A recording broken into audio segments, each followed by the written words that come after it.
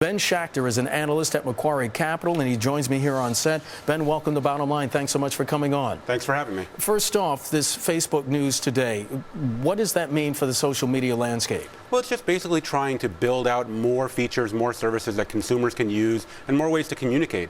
It's not particularly new technology, so to speak. You have had Skype for a long time. You've had Google Voice out there. You've had Yahoo Messenger. So the actual technology is not particularly new. It's just the ability to sort of combine that with 750 million Facebook users that makes it so powerful. Why now? I think certainly that there is a response to what Google is doing. In theory, you're going to have more and more competition between Google and Facebook directly on social now. And social in general is just the place to be right now. It's where companies are investing and where companies are getting excited about all the usage that you're seeing from consumers. Okay, what does this mean for Google's competitors? I think in general, you're seeing Google trying to figure out what their position is with regards to social. People are spending more and more time on Facebook, and that's time they're spending there that's not on Google. They're spending more time on Twitter and other of the smaller social networks. But really, Google's trying to figure out how do we get more people to spend more time on our sites, and what can we do with the data that is basically given to the companies by consumers when they're using social platforms. What does this mean for the people who are using Facebook? Just another outlet for that platform? I think it's another way to communicate, right? It's adding video calling right into Facebook. It's interesting in the sense that you could use Skype even before this was announced. You could just open up the client on yourself, but it actually puts it within the Facebook platform. Right now, it's just one-to-one calling. It will certainly be interesting to see how it develops over time. Google just announced that they had sort of this group video calling that they're putting out that people have found quite interesting. We'll see how both of those compete over time. What's it mean for Skype? I think for Skype, this is certainly a pretty interesting program for them, right? Yeah. All of a sudden, they go from being less than 200 million users to having 750 million people with access to the client. How they can actually monetize that, how that develops over time, it's going to be a while before we see really what the financial implications are. But Skype certainly gets their service out there in a way that wasn't possible before Facebook. You were mentioning Google. The latest attempt at social is Google Plus, and it's getting pretty good reviews, at least at this time. Yep. How successful do you expect it to be?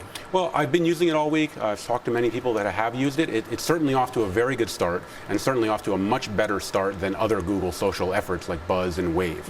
It's still incredibly early, right? We're talking about Facebook with 750 million users. Google Plus is only available right now to a very, very tiny fraction of that, tens of thousands, maybe 100,000 or so. So you say you've been using it for a week now. How is it, I guess, logistically, hands-on? What's it like? It's interesting. It's very, very similar to what you would know if you're a Facebook user, but there are some interesting bells and whistles that make it more user-friendly in some ways. Such as? Such as the ability to basically delegate who you want your messages to go to.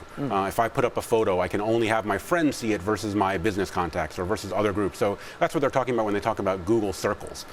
Interestingly, you just saw Facebook talking about that and kind of comparing it to how people are using Facebook, and they basically said some of that functionality is available today on Facebook, but I think they said less than 5% of Facebook users are actually using it. You have a buy rating on Google. How important is it for this new venture for Google Plus to succeed? I think in general, social is very important to Google. You see the company putting a lot of emphasis on it. They're concerned about all this time being spent with other companies like Facebook and not with Google.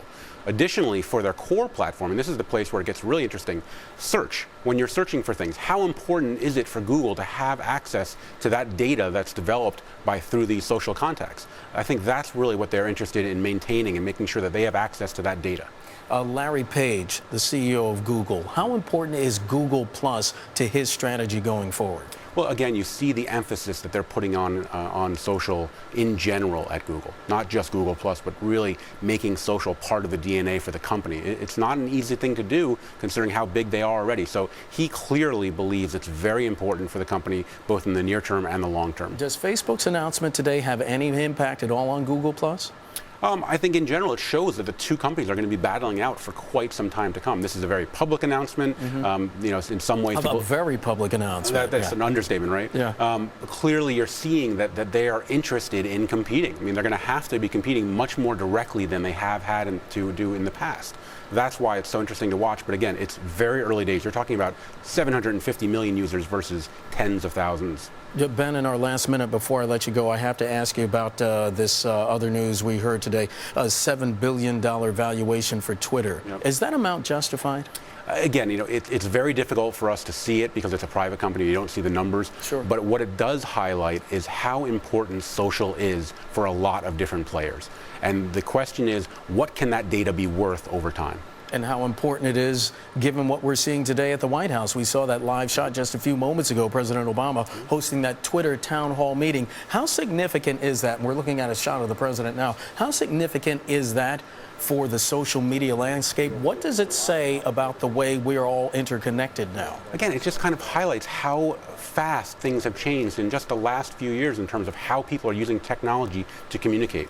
Right, to have the President of the United States putting out his ideas, his thoughts across social media first, not necessarily calling the press over and saying, here, you have to cover it, but going right to people. That's just one way that this is really changing the landscape for communication in general. And we do see it, as we saw in the Middle East this year as well, Absolutely. how it can change countries and promote democracy. Absolutely. I mean, it is impacting every facet of just people in general, how they're communicating. Right? Just to have Google or to have Facebook today say 750 million people are using their service, that's an outrageous number. To think about that maybe 5 years ago, you wouldn't think that was remotely possible in terms of how broadly this technology is being adopted. Did you?